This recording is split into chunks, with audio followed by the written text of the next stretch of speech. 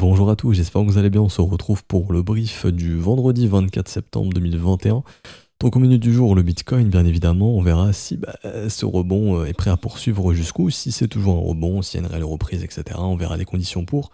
On reviendra là-dessus, on parlera également d'Ethereum, on fera de l'order flow, et je parlerai de Matic aujourd'hui, qui retrouve des localisations intéressantes, mais c'est un peu court, enfin c'est un peu trop tôt encore. Donc j'en parlerai, vous inquiétez pas. Alors, Bitcoin, pour le moment, toujours techniquement dans ce rebond. On est en train de buter sur le premier arrêt, ici aux environs des 44 600 $. Donc, ce premier arrêt est en train d'être travaillé. On voit ici qu'on a un rejet, on revient ici, on fait des mèches, mais on n'arrive pas à breaker réellement. C'est normal, le premier arrêt est un niveau très très très important qui va permettre de savoir si nous sommes dans un dead cat bounce ou non. Techniquement, si on est dans un dead cat bounce, ceux qui ne savent pas qu'est-ce qu'un dead cat bounce, c'est le rebond du chat mort, entre guillemets, c'est juste un simple rebond pour comme ça, ok, pour retourner plus bas. Et donc si ce premier arrêt ne cède pas ici, qu'on commence à repousser, qu'on va de la structure baissière comme ça, tac tac tac, on sera donc dans un dead cat bounce, donc dans un faux rebond, qui aura pour but, d'ailleurs ça je peux supprimer maintenant, on s'en fout. Donc il y aura juste pour but de repousser les prix, de revenir tester les supports. Également, on peut ne pas défoncer les supports, c'est-à-dire juste faire ça, poser un bottom et repartir, et là il y aura changement de dynamique, comme on l'avait déjà vu hier, ok. Donc jusque-là, rien de nouveau. Donc là, c'est important de voir qu'on travaille bien ce premier arrêt, donc il fait bien son job, on est bien en train de consolider autour. Et également, en termes de momentum, on avait des divergences potentielles hier qui se sont confirmées aujourd'hui. Donc divergence ici et multiples divergences du coup, là également.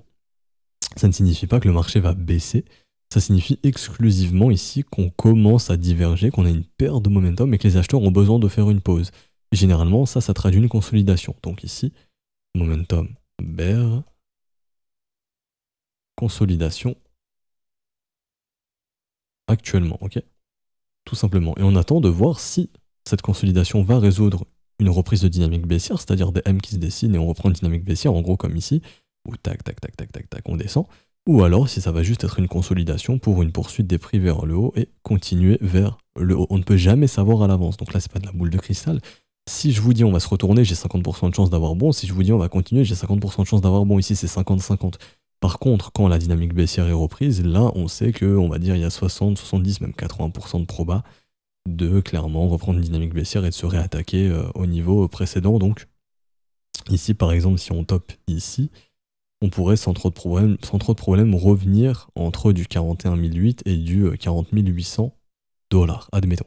Donc là c'est vraiment important, l'action du fric qui se développe ici, on voit vraiment que les vendeurs bloquent le premier arrêt et le marché pourrait se retourner ici, surtout qu'on a les divergences de momentum.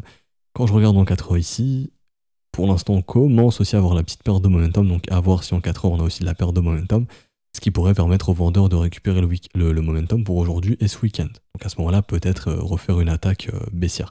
Moi franchement, ce qui m'intéresse honnêtement, c'est Wall Street. Ça va être de voir lorsque le marché américain va ouvrir, si Wall Street va être bullish ou non sur tout ce qui va être indice, actions et crypto-monnaies, voir si on termine le vendredi en beauté. Généralement, le vendredi, c'est bullish du côté de Wall Street. On verra si aujourd'hui c'est pareil ou pas. Donc ça, je vais le mettre également. Petite flèche. Tac, tac, tac. En attente de l'ouverture du marché à Wall Street. Parce que les Américains vont nous donner la direction. Par exemple, cette nuit, les Asiatiques ont plutôt été bearish. On voit que dès qu'on est à 1h du matin, hop, on a eu un rallye baissé jusqu'à 7h, fin de session asiate. Les Européens sont arrivés, 9h du matin, boum, breakout. Donc, enfin... breakout, faut le dire vite, hein, mais bougie verte quoi. Donc les Européens sont plutôt bullish neutres, les Asiates ici ont vendu, donc peut-être qu'ils sont au courant de quelque chose, sait-on jamais, et on verra si les Américains suivent le mouvement des Asiatiques et du coup avalent la session européenne. Si c'est le cas, c'est que les Américains sont plutôt bearish. Comment savoir si les Américains sont plutôt bearish ou pas? On peut regarder ça sur les futurs. Donc là si je vais sur le S&P 500 futur, qui lui cote déjà à... Là on voit que le S&P s'est déjà retourné ici, dans le sens où on avait divergence baissière ici, donc sur le rebond on a fait de la divergence baissière, multiple même, j'ai l'impression, oui, la nombreuse divergence baissière ici, ce qui indique une perte de momentum. Au niveau des volumes, pareil, des volumes décroissants. Et également, je pense qu'on s'est arrêté au niveau du premier arrêt, j'ai l'impression, peut-être plus haut, non, plus haut ici. Hein. Je pense que retracement de moitié, même zone de rechargement de short, voilà. Zone de rechargement de short depuis le mouvement baissier, hop, le marché a repoussé, donc juste ici. Et donc pour l'instant on voit qu'on est revenu en zone de rechargement de short et les vendeurs ont repoussé ça et on voit qu'on fait du M à nouveau. Donc à voir. Perso je mets une alerte ici, si on rebreak ici c'est extrêmement boule. hop, et ça voudrait dire que Wall Street est toujours bullish et qu'ils veulent pousser le marché américain plus haut. Le risque, ce serait qu'ici on soit dans un simple dead cat bounce, qu'on se mette à faire un rebond, retour en zone de rechargement de short, qu'on rebreak comme ça, là c'est extrêmement bear, et ça c'est ce qui pourrait pousser le marché crypto beaucoup plus bas. Donc il y a la menace ici des marchés traditionnels, donc à voir. Honnêtement, si la bougie clôture comme ça en weekly, même si on clôture tout en haut, c'est extrêmement bull, hein. Ça serait beaucoup de vendeurs piégés, et potentiellement un breakout aussi la semaine prochaine, à voir si les cryptos pourraient suivre également. Mais voilà, en tout cas sur du court terme ici sur le futur, qui code déjà, lui, on voit que clairement, pour l'instant, il y a un rejet. Encore une fois, c'est du côté de Wall Street que ça va se jouer. Si Wall Street est bullish ou bearish, on verra ça. Ici, il y a quand même le gros W4 heures, donc techniquement, ça c'est un bottom qui est assez solide. C'est ce qui peut relancer tout simplement un marché, une vague haussière ici, hein. Donc techniquement, normalement, on n'est pas censé rebasculer là-dessous. Si on commence à rebasculer en dessous de ça, ça peut devenir inquiétant du côté du S&P. Et le marché crypto pourrait suivre, sachant que le marché crypto est très très corrélé aux assets à risque, hein, donc aux indices. Ici on le voit, hein, S&P rebondit, Bitcoin rebondit, le pétrole rebondit, tout est corrélé ici. Le gold, les obligations et le yen tirent la tête vers le bas, tandis que S&P, Bitcoin et pétrole tirent la tête vers le haut. Et là on voit que ça commence à tirer un petit peu la tête vers le bas, Bitcoin pourrait suivre un petit peu. Maintenant on verra ce qu'il en est de la direction du S&P 500, c'est vraiment à surveiller. À ne pas oublier qu'on a toujours cette épée de Damoclès au-dessus de la tête, hein, qui est donc le dollar index juste ici, qui est à 2 doigts de breaker. On sait que la smart money est bullish sur le dollar index, donc on pourrait reconnaître une petite période déflationniste ici, donc avoir un dollar, enfin ici le dollar qui redevient assez fort pour une période indéterminée, et donc qui pourrait mettre à mal les indices des actions et le marché crypto. Donc ça c'est vraiment à surveiller, mais grandement. Le jour où il y a le breakout, je vois mal le Bitcoin réussir à continuer de performer alors qu'il y a un dollar index qui est bullish. Si c'est le cas, ça voudrait dire que le Bitcoin est superbement bullish. Et là, il n'y aurait rien de mieux, honnêtement. Mais franchement, pour être honnête, l'histoire nous a montré que quand le dollar index, voilà. Par exemple, le bottom du dollar index en 2018, c'est le top du Bitcoin. Le top du dollar index en 2020, c'est le bottom du Bitcoin à 3008 et le gros rallye du Bitcoin jusqu'à 60 000, jusqu'à ce que le W-Weekly se forme. Le W-Weekly du dollar index a posé le top sur le Bitcoin également. Donc si on continue à faire des W-Weekly, il y a à faire un gros W mensuel ici. À ce moment-là, techniquement, ça c'est censé être bearish pour le Bitcoin. C'est censé être bearish, soit consolidation ou bearish. Mais bon, encore une fois, je ne dis pas l'avenir, ça se trouve, on va jamais breaker, on va rejeter en M ici, et là, ça serait extrêmement bullish pour le Bitcoin et les actions et les indices, hein. Là, tac, tac, tac, ça c'est fini pour le dollar index, et allons péter la TH sur le Bitcoin. Voilà, donc tout va dépendre aussi de la macroéconomie. J'ai pas grand chose d'autre à dire honnêtement pour le Bitcoin, franchement ça ressemble beaucoup à la charte du S&P honnêtement. Alors BTC USD, tac. Donc les paires de momentum, on est dans un simple range ici, ça se voit de toute façon. On attendra de voir si on vient, admettons, faire quelque chose comme ça. Il y aura définitivement, il y aura un rejet potentiellement baissier, une reprise de dynamique baissière, et à ce moment-là, on pourra retracer. Une chose que je note, c'est qu'on a de grosses liquidations. C'est peut-être ici, oui, yes. On a de grosses liquidations ici qui attendent sur Bybit. Là, c'est vraiment des liquidations assez élevées. On a les mêmes sur BitMEX, donc des liquidations short entre les 46 et les 47 000 $, grosso modo. Franchement, ça m'étonnerait qu'on n'aille pas les chercher. Je pense qu'on pourrait y aller. Maintenant, si le marché ne va pas, c'est que ce sont peut-être des liquidations à ne pas toucher.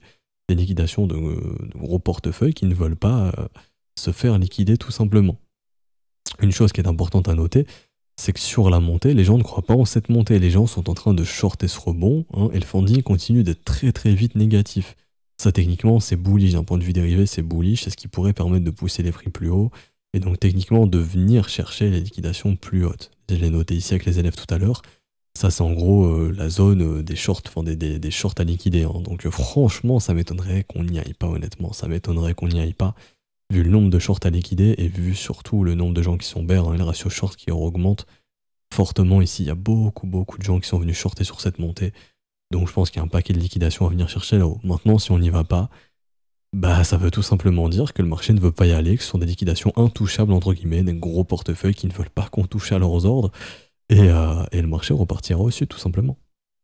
Et une chose à surveiller, c'est que si le marché repart au sud et que les gens sont bullish, c'est-à-dire que si on voit des fundings positifs et un ratio long qui augmente, c'est ce qui pourrait alimenter une cascade de liquidation.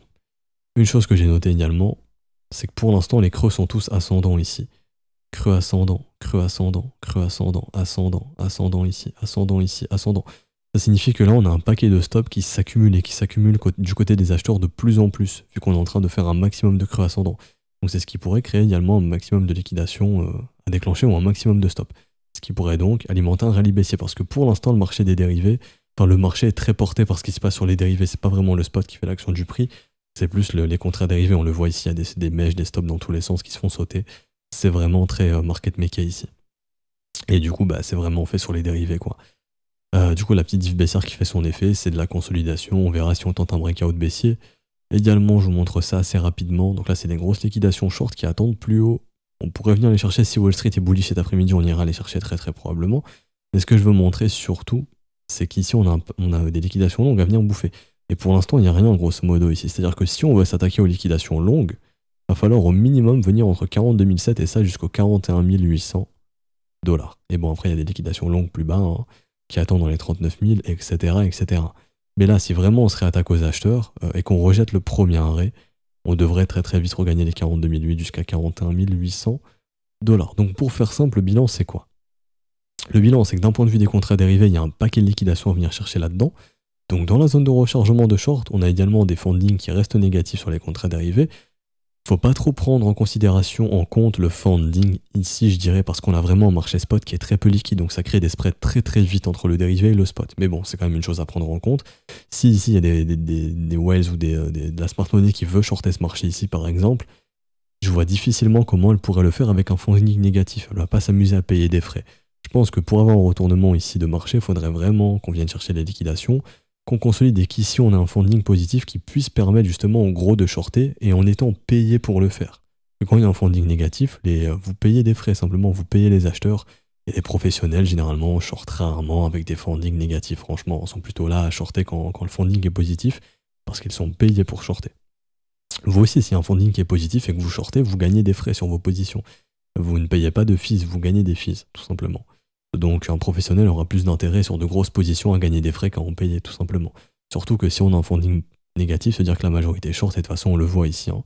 La majorité est contre le mouvement puisque les ratios augmentent, on a des fundings qui sont négatifs, et en termes d'intérêt, pareil, les intérêts augmentent ici, donc probablement qu'on a des shorters ici qui continuent de shorter cette zone, donc je serais étonné, après le marché peut breaker, si vraiment Wall Street est bearish et qu'on fait un breakout baissier, pourquoi pas.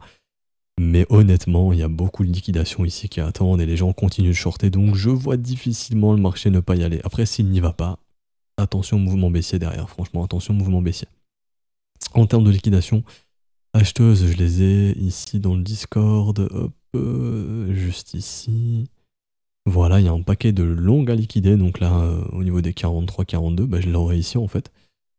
Hop, donc là, même ici, 44, ouais, ici, il y a des gros pics à liquider, donc peut-être qu'on s'attaque aux bulls avant d'aller chercher des grosses liquidations vendeuses, ça m'étonnerait pas. Et donc là, c'est peut-être ce qu'on est en train de faire actuellement. Est-ce qu'on voit des liquidations longues actuelles? Non, il n'y en a pas beaucoup pour le moment. Donc admettons, ce qui pourrait arriver, c'est on trouve un pic liquidation longue, par exemple juste sous ce creux ici, tac, on rebondit, on va s'attaquer aux vendeurs, et ici, pattern de distribution, on se retourne et on se rattaque au support. Pour venir chercher des liquidations short qui sont massives et qui attendent. Je le vois également ici sur Kingfisher. Après, encore une fois, on peut ne pas venir les chercher, mais ce serait assez bizarre. Mais là, ici, on les voit, hop, dans les 47 000, il y a des pics assez intéressants à venir chercher. Donc pourquoi pas venir chercher ces pics vendeurs pour retourner le marché potentiellement derrière. Voilà, voilà. Pour l'instant, voilà, je pense qu'on est en train de s'attaquer aux liquidations longues. Donc, faut juste attendre, je pense, hein, ici, hop, d'attendre un pic acheteur. Là, je pense qu'on n'est pas encore en train de l'avoir, je passe en 15 minutes. Alors, ça commence doucement, mais c'est pas énorme. Donc je pense que si on voit vraiment un pic intervenir, c'est ce qui pourrait tenter ici de poser un bottom derrière pour aller liquider les shorters techniquement. Là, c'est vraiment du court terme, hein. Parce que pour faire le bilan, simplement, techniquement, là, c'est vraiment l'order flow, c'est compliqué. Mais pour faire simple, techniquement, pour l'instant, ce marché n'a pas posé un bottom encore. C'est-à-dire que la dynamique est baissière. Ça, c'est une chose importante à comprendre. Quand vous voyez ici un M comme ceci, c'est baissier. Ce qui veut dire que les rebonds sont des opportunités pour vendre ou shorter le marché, parce que la dynamique est baissière, et que donc, tant qu'on ne voit pas un changement de dynamique, c'est-à-dire creux et sommet ascendant, comme ceci, à ce moment-là, la dynamique reste baissière, et donc l'objectif des vendeurs est simplement de repousser les prix plus bas. Donc ici, ce serait sous les 39 600 $. Et idéalement, une pattern assez intéressante, c'est justement quand on a une dynamique baissière, quand on rebondit, qu'on revient chercher les moyennes mobiles, ici donc M à 9, ici M à 18, ici, Si on n'arrive pas à reclôturer au-dessus ou à regagner ces EMA, généralement c'est signe de continuation baissière comme ceci. Et là tu peux calculer, enfin vous pouvez calculer du AB égale CD comme ceci, qui peut donc nous ramener en zone de rechargement de short aux environs des 35 000 $ si jamais le bottom n'était pas ici. Techniquement, on peut pas dire que le bottom est marqué ici pour le moment. Personnellement, je pense qu'on peut sortir quelques acheteurs court terme et aller liquider encore un petit peu plus de vendeurs plus haut, mais là c'est vraiment purement techniquement du dérivé, hein, parce que ici, ce que nous donne l'analyse technique, c'est plutôt range et possibilité de retournement ensuite de ce qu'on a sur le momentum. Vous voyez ce que je veux dire? Donc on a les dérivés qui indiquent potentiellement une dernière poussée là-dedans. Il y a la technique qui est plutôt favorable avec range et potentiellement retournement derrière. Voilà, donc vous avez un petit peu le bilan. Franchement, déjà, le fait d'être revenu ici, enfin quasiment ici, si on y revient, c'est vraiment une bonne opportunité pour peut-être hedger le portefeuille à nouveau, redégager un petit peu de cash, franchement. Parce que quand on vous réoffre une zone de rechargement de short dans une dynamique baissière, faut pas laisser ça de façon, enfin c'est pas anodin quoi. Ça permet justement en gros de pouvoir reshorter ou de pouvoir revendre à meilleur prix pour repousser les prix derrière potentiellement. Parce que jusqu'à preuve du contraire, la dynamique est baissière. Et comment identifier une dynamique baissière et un momentum baissier? Il suffit simplement de tracer la trendline. Donc vous reliez les deux points du M et donc vous avez le momentum baissier, quoi, tout simplement. Tant qu'on évolue sous cette trendline, le momentum est baissier, donc les probabilités d'avoir une continuation baissière sont plus élevées. Donc je le répète, mais techniquement, pour l'instant, ce n'est qu'un rebond. À part si on break la résistance d'ici, et là, il y aura clairement quelque chose de... On aura un changement, clairement. En gros, on fera probablement quelque chose comme ça et on ira péter les 53 000. Mais tant qu'on ne casse pas la dynamique, tant que les sommets sont maintenus ici, bah, l'objectif est de venir chercher un creux descendant. Et le creux descendant se trouverait probablement dans cette zone de rechargement d'achat qui sera donc une bonne opportunité pour recharger en Bitcoin. Si ce rallye ici continue, ce rebond, c'est parce que les gens sur les dérivés continuent de le shorter. Tant qu'ils continueront de le shorter, on verra si c'est le cas aujourd'hui, hein, mais si les gens continuent, vous voyez ici le pic de liquidation, on vient de l'avoir, si les gens continuent de shorter ce mouvement, à ce moment-là, on pourra continuer de monter, tout simplement. Donc là, c'est à surveiller. Si le marché se retourne ici, encore une fois, je le répète une dernière fois, et que du coup, vous voyez ici tout simplement les gens qui essayent d'acheter le dip ou qui crient au dip, c'est le dip, faut acheter, et qu'on revoit le funding positif et qu'on voit également le ratio monter, dites-vous que là, ça pue la cascade de liquidation, et clairement, une cassure des 39 006, c'est un mouvement vraiment violent vers le bas. Après, les objectifs, on peut pas les avoir encore, mais enfin, si, on les a déjà vus, zone de rechargement, point de contrôle dans le volume profile, enfin voilà quoi. Ça, on a déjà vu, ou les creux dans la value que j'utilise beaucoup, qui ici, il y a vraiment un creux jusqu'au 35 008. Hein. Donc franchement, ça m'étonnerait qu'on n'aille pas à 36 000 $ si on perd les 39 600. Pour moi, c'est la porte ouverte jusqu'au 35 000 $. Via ce creux dans la value, même 34 800 en réalité. Voilà, vous savez tout. Donc, dynamique baissière, donc probabilité baissière plus élevée. Probabilité de bottom ici faible, je dirais 30% pour le moment. Si on fait ça, tac tac, bon bah là c'est probabilité de bottom 80% et poursuite haussière. Hein. Mais pour l'instant, faible probabilité de bottom. Donc une surexposition au marché pourrait coûter cher. Surtout qu'on a toujours un marché qui est fortement leveragé. Et je finirai là-dessus, je le répète une dernière fois, mais je le dis dans tous les briefs.